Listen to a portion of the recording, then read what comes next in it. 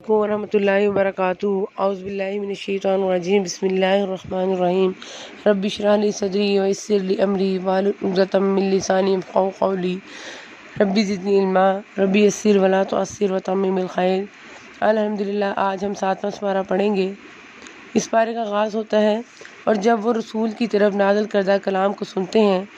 تو آپ ان کی آنکھیں آنسو سے بہتی ہوئی دیکھتے ہیں، اس سبب سے کہ انہوں نے حق کو پہچان لیا۔ وہ کہتے ہیں کہ اے ہمارے رب، ہم ایمان لے آئے، پس تو ہم کو بھی ان لوگوں کے ساتھ لکھ لے جو تصدیق کرتے ہیں۔ حبشے میں جہاں مسلمان مکی زندگی میں 2 مرتبہ ہجرت کر کے گئے، وہاں نجاشی بادشاہ کی حکومت تھی۔ یہ عیسائی مملکت تھی۔ یہ آیات حبشے میں رہنے والے عیسائیوں کے بارے میں نازل ہوئی ہیں۔ تاہم روایات کی روح سے نبی صلی اللہ علیہ وسلم نے حضرت عمر بن امیہ ضمری رضی اللہ عنہ کو اپنا خط دے کر نجاشی کے پاس بھیجا تھا،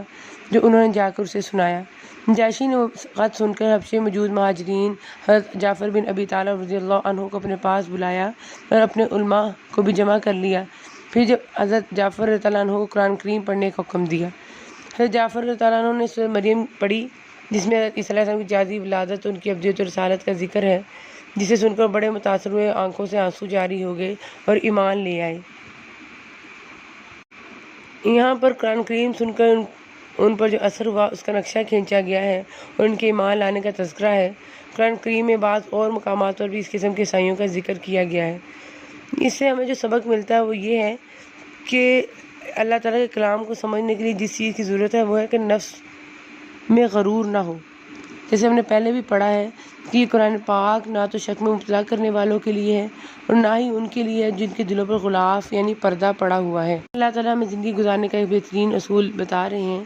کہ اے ایمان والو، اللہ تعالیٰ نے جو پاکیزہ چیزیں تمہارے واسطے حلال کی ان کو حرام مت کرو اور حد سے آگے مت نکلو۔ بے شک اللہ تعالیٰ حد سے نکلنے والوں کو پسند نہیں کرتا، اور اللہ تعالیٰ نے جو چیزیں تم کو دی ہیں ان میں سے حلال مغروب چیزیں کھاؤ اور اللہ تعالیٰ سے ڈرو جس پر تم ایمان رکھتے ہو۔ یعنی اللہ تعالیٰ کی حلال کردہ کسی بھی چیز کو حرام کر لینا یا اس سے ویسے ہی پرہیز کرنا جائز نہیں ہے۔ اس کے بعد قسم کے متعلق بیان ہے۔ اللہ تعالیٰ تمہاری قسموں میں لغو قسم پر تم سے مواخذہ نہیں کر فرماتا، لیکن مواخذہ اس پر فرماتا ہے کہ تم جن قسموں کو مضبوط کر لو۔ لغو وہ قسم ہے جو انسان بعض میں عادتاً بغیر ارادہ اور نیت کے کھاتا رہتا ہے، اس پر کوئی پکڑ نہیں ہے۔ اور مؤکدہ وہ قسم ہے جو انسان اپنی بات میں تاکید پختگی کے لیے ارادتاً اور نیتاً کھائے۔ ایسی قسم اگر توڑے گا تو اس کا وہ کفارہ ہے جو آگے آیت میں بیان کیا جا رہا ہے کہ اس کا کفارہ 10 محتاجوں کو کھانا دینا ہے، اس درجے کا جو اپنے گھر والوں کو کھلاتے ہو، یا ان کو کپڑا دینا، یا ایک غلام یا لونڈی آزاد کرنا ہے، اور جس کو مقدور نہ ہو یعنی جس کے اندر طاقت نہ ہو تو 3 دن کے روزے رکھے۔ یہ تمہاری قسموں کا کفارہ ہے جبکہ تم قسم کھا لو اور اپنی قسموں کا خیال رکھو۔ اسی طرح اللہ تعالیٰ تمہارے واسطے اپنے احکام بیان فرماتا ہے تاکہ تم شکر کرو۔ پھر اہل ایمان کو مخاطب کرے کہا جا رہا ہے کہ اے ایمان والو، بات یہی ہے کہ شراب اور جوا اور تھان اور فال نکالنے کے پھانسے کتی، یہ سب گندی باتیں شیطانی کام ہیں، ان سے بالکل الگ رہو تاکہ تم فلاح یاب ہو۔ شیطان تو یوں چاہتا ہے کہ شراب اور جوے کے ذریعے تمہارے آپس میں عداوت اور بغض واقع کرا دے اور اللہ تعالیٰ کی یاد سے اور نماز سے تم کو باز رکھے، سو آپ بھی باز آ جاؤ۔ یہ شراب کے بارے میں تیسرا حکم ہے۔ پہلے اور دوسرے حکم میں صاف طور پر ممانعت نہیں فرمائی گئی، لیکن یہاں اسے اور کے ساتھ جوا پرستش گاہوں یا تھانوں اور فال کے تیروں کو ناپاک اور شیطانی کام قرار دے کر صاف لفظوں میں ان سے بچنے کا حکم دے دیا گیا ہے۔ اس کے علاوہ اس آیت میں شراب اور جوے کے مزید نقصانات بیان کر کے سوال کیا گیا ہے کہ اب بھی باز آؤ گے یا نہیں، جس سے مقصد کیا تھا کہ اہل ایمان کی آزمائش ہے۔ جیسے جو اہل ایمان تھے وہ تو اللہ تعالیٰ کی مرضی سمجھ گئے اور اس کی قطعی حرمت کے قائل ہو گئے اور کہا کہ اے رب، ہم باز آ گئے۔ پھر اس کے بعد احرام کی حالت میں شکار کی حرمت کو بیان کیا جا رہا ہے کہ اے ایمان والو، شکار کو قتل مت کرو جبکہ تم حالت احرام میں ہو۔ پھر اللہ تعالیٰ کہہ رہے ہیں کہ قل لا یستوی الخبیث والطیب، آپ فرما دیجئے کہ ناپاک اور پاک برابر نہیں۔ وہ آپ کو ناپاک کثرت بھلی لگتی ہو، اللہ تعالیٰ سے ڈرتے رہو اے عقل مندو تاکہ تم کامیاب ہو۔ ناپاک خبیث سے مراد حرام یا کافر یا گناہ گار، طیب پاک سے مراد حلال یا مومن یا فرمانبردار عمدہ چیز ہے، یا یہ ساری چیزیں مراد ہو سکتی ہیں۔ مطلب یہ کہ جس چیز میں ناپاکی ہو، وہ کفر ہو، فسق و فجور ہو، اشیاء و اقوال ہوں، کثرت کے باوجود ان چیزوں کا مقابلہ نہیں کر سکتے جن میں پاکیزگی ہو۔ یہ دونوں کسی صورت میں بھی برابر نہیں ہو سکتے، اس لیے کہ خبث کی وجہ سے، ناپاکی کی وجہ سے اس چیز کا جو فائدہ ہے اور جو برکت ہے وہ ختم ہو جاتی ہے، جبکہ جس چیز میں پاکیزگی شامل ہو جائے، پاکی شامل ہو جائے، وہ طیب ہو، اس سے اس کا فائدہ اور برکت جو ہے وہ بڑھ جاتی ہے، اس میں اضافہ ہو جاتا ہے۔ اور پھر آگے اللہ تعالیٰ فرما رہے ہیں کہ اے ایمان والو، اپنی فکر کرو، جب تک تم راہ راست پر چل رہے ہو تو جو شخص گمراہ رہے اس سے تمہارا کوئی نقصان نہیں، اللہ ہی کے پاس تم سب کو جانا ہے، پھر وہ تم سب کو بتلا دے گا جو کچھ تم سب کرتے تھے۔ بعض لوگوں کے ذہن میں ظاہری الفاظ سے یہ شبہ، یہ شک پیدا ہوا کہ اپنی اصلاح کر لی جائے تو کافی ہے، عمل بالمعروف اور نہی عن المنکر جو ہے وہ ضروری نہیں ہے،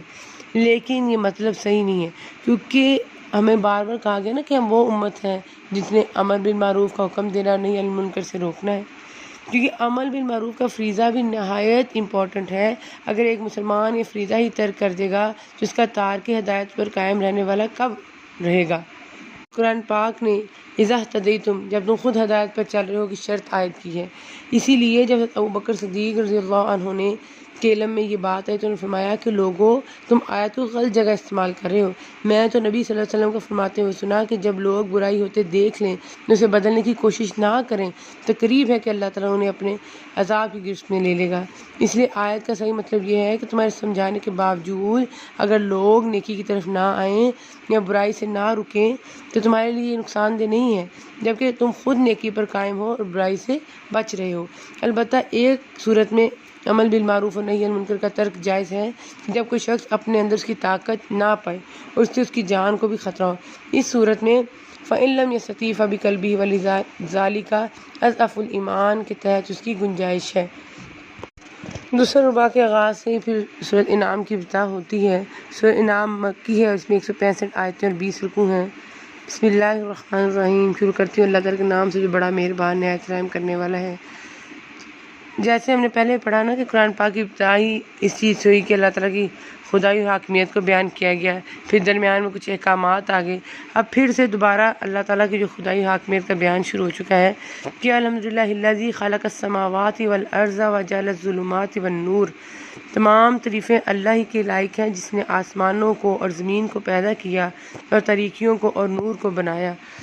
پھر بھی کافر لوگ غیر اللہ کو اپنے رب کے برابر قرار دیتے ہیں۔ پھر آگے اللہ تعالیٰ کچھ سوالات کر رہے ہیں کہ آپ کہیے کہ جو کچھ آسمانوں اور زمین میں موجود ہے یہ سب کس کی ملکیت ہے؟ آپ کہیے کہ کیا اللہ کے سوا جو کہ آسمان اور زمین کا پیدا کرنے والا ہے اور جو کہ کھانے کو دیتا ہے اس کو کوئی کھانے کو نہیں دیتا؟ اگر تجھ کو اللہ تعالیٰ کوئی تکلیف پہنچائے تو اس کا دور کرنے والا سوا اللہ تعالیٰ کے اور کوئی نہیں ہے۔ اور آپ کہیے کہ سب سے بڑی چیز گواہی دینے کے لیے کون ہے؟ آپ کہیے کہ میرے اور تمہارے درمیان اللہ گواہ ہے، یعنی اللہ تعالیٰ ہی اپنی وحدانیت اور ربوبیت کا سب سے بڑا گواہ ہے، اس سے بڑھ کر کوئی گواہ نہیں۔ میرے پاس یہ قرآن بطور وحی کی بھیجا گیا ہے تاکہ میں اس قرآن کے ذریعے سے تم کو اور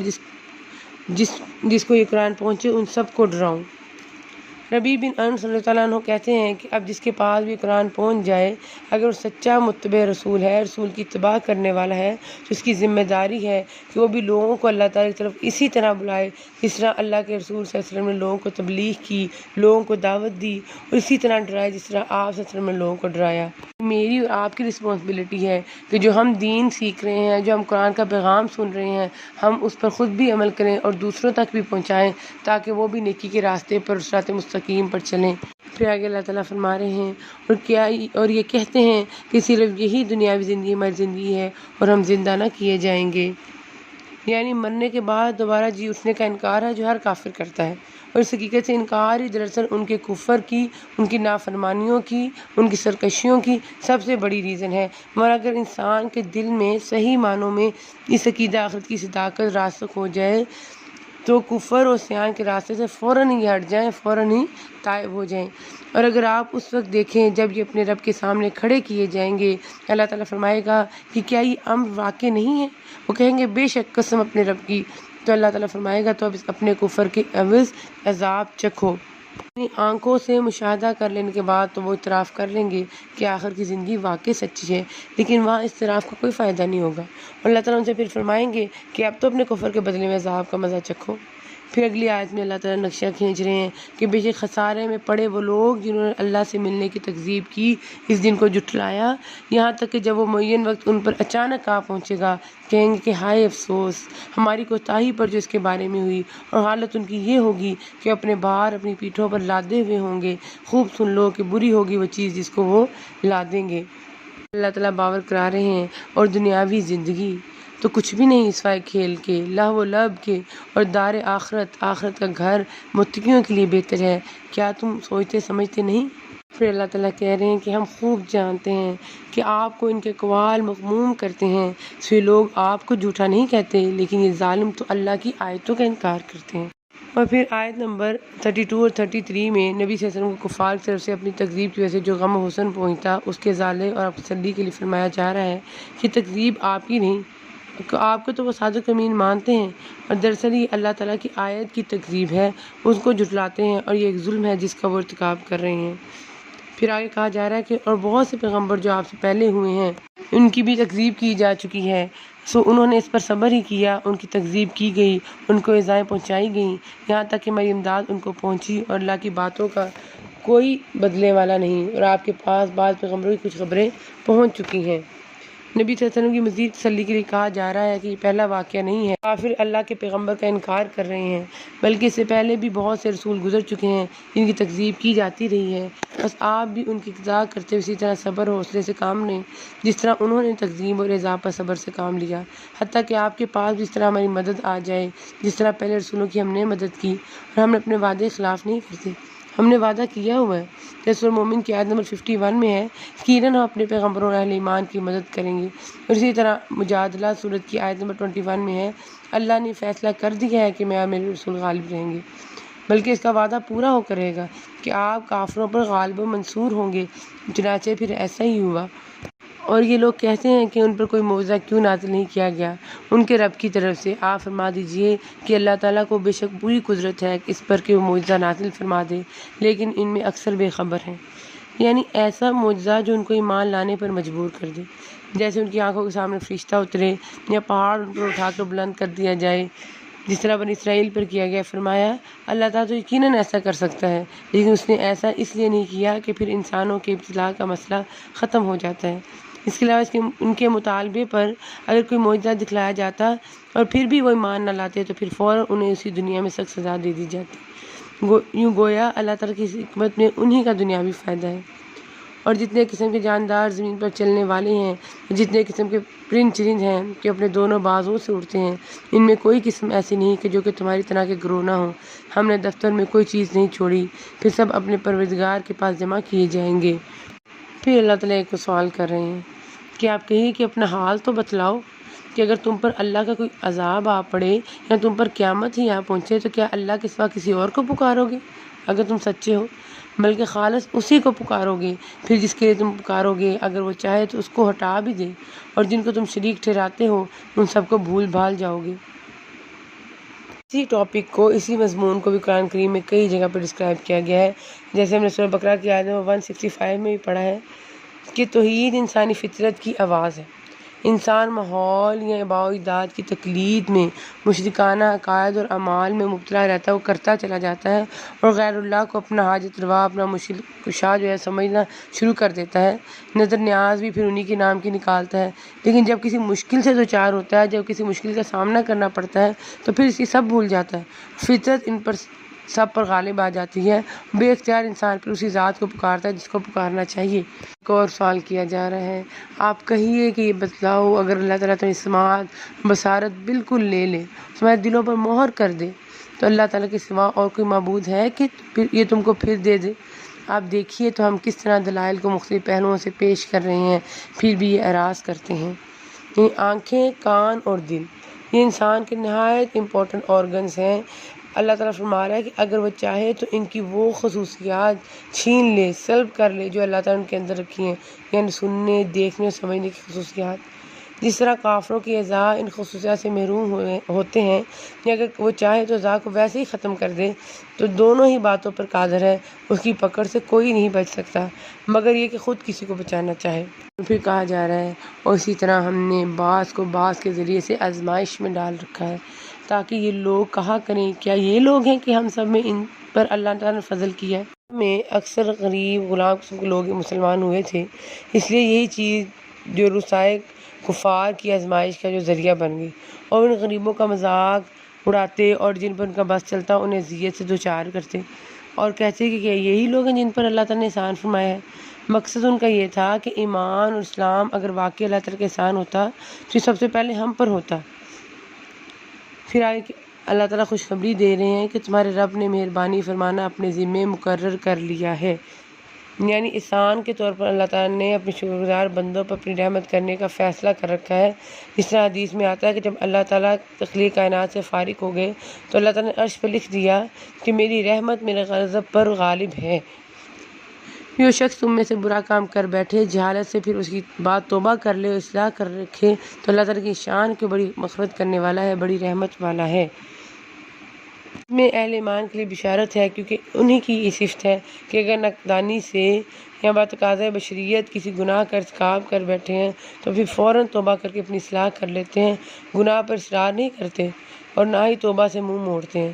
اور پھر اللہ تعالیٰ کی رحمت کے ساتھ اس چیز کا ذکر کیا، لیکن اللہ تعالیٰ کی رحمت بھی اسی طرح ہوگی نا جس طرح ہم نے کل پڑھا کہ اگر ہم خود اللہ تعالیٰ کی رحمت کی طرف جائیں گے، اللہ تعالیٰ کی دربار پر جا کے بیٹھیں گے، اللہ تعالیٰ سے رحمت طلب کریں گے۔ اور پھر کہا جا رہا ہے کہ اللہ تعالیٰ کے پاس ہے غیب کی کنجیاں، یعنی خزانے، ان کو کوئی نہیں جانتا سوائے اللہ کے، وہ تمام چیزوں کو جانتا ہے جو کوئی خشکی میں ہے اور جو کچھ دریاؤں میں ہے، کوئی پتہ نہیں گرتا مگر وہ اس کو بھی جانتا ہے، اور کوئی دانہ زمین کے تری حصوں میں نہیں پڑتا، نہ کوئی تر اور نہ کوئی خوش چیز گرتی ہے مگر یہ سب کتاب مبین میں ہیں۔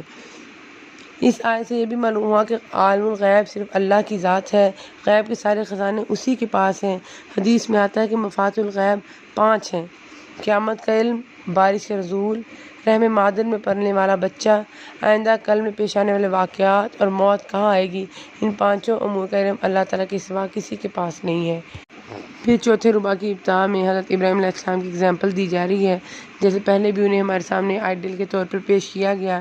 اس میں سب سے پہلے باپ سے مکالمے کا ذکر بتایا گیا، کس طرح کبھی تارے کو، کبھی چاند کو، کبھی آفتاب کو دیکھ کر وہ حق کی تلاش کرتے رہے، اور پھر اس کے بعد اللہ تعالیٰ کے پسندیدہ کلمات آ جاتے ہیں جو حضرت ابراہیم علیہ السلام نے ادا کیے کہ میں اپنا رخ اس کی طرف کرتا ہوں جس نے آسمان اور زمین کو پیدا کیا یکسو ہو کر، اور میں شرک کرنے والوں میں سے نہیں ہوں۔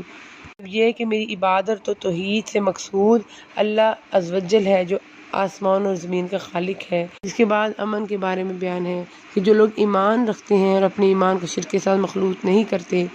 ایسوں کے لیے امن ہے اور وہی راہ راست پر چل رہے ہیں۔ آیت میں یہاں ظلم سے مراد شرک ہے، جیسا کہ ترجمے سے واضح ہے۔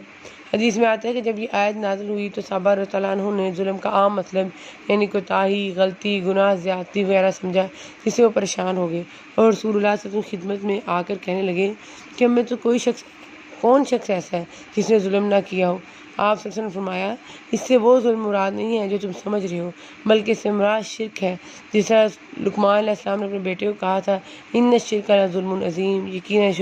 شرک ظلم عظیم ہے۔ اور پھر اس کے بعد آیت نمبر 95 to 99 اللہ تعالیٰ کی بے مثال قدرت اور کارگری کا بیان ہے، اور ان آیات میں مذکورہ تمام چیزوں میں خالق کائنات کی کمال قدرت اور اس کی حکمت و رحمت کے دلائل بیان کیے گئے ہیں۔ پھر کہا جا رہا ہے کہ جس طرح اللہ تعالیٰ نے ان تمام چیزوں کے پیدا کرنے میں وہ واحد ہے، کوئی اس کا شریک نہیں ہے، اسی طرح وہ اس لائق ہے کہ اس اکیلے کی عبادت کی جائے، عبادت میں کسی اور کو شریک نہ بنایا جائے۔ اور آخر میں ہم آج کی دعا دیکھ لیتے ہیں جو کہ سورۃ مائدہ کی آیت نمبر 114 ہے۔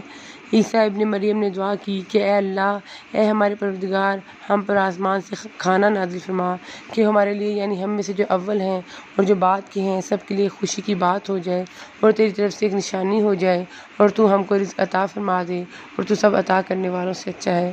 اللہ تعالیٰ سے دعا ہے کہ اللہ تعالیٰ ہم سب کے حلال رزق میں برکت عطا فرمائے، آمین۔ وآخر دعوانا ان الحمد للہ رب العالمین۔